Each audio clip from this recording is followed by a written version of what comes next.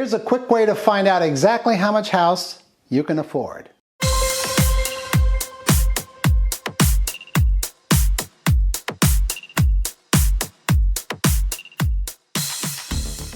Let's say you make $80,000 per year. Here's exactly how to figure out how much house you can afford without stretching yourself too thin. First, remember the golden rule. Your monthly home payment should not exceed 28% of your gross monthly income. So if you're making $80,000 a year, that's about $6,666 a month before taxes. 28% of that is roughly $1,866. This amount should cover your mortgage, including the principal, interest, property taxes, and homeowner's insurance. Next, consider the down payment. The more you can put down up front, the less you'll need to borrow, which could make more expensive homes more accessible. And finally, don't forget about closing costs and maintenance expenses. They add up and can impact how much you can truly afford.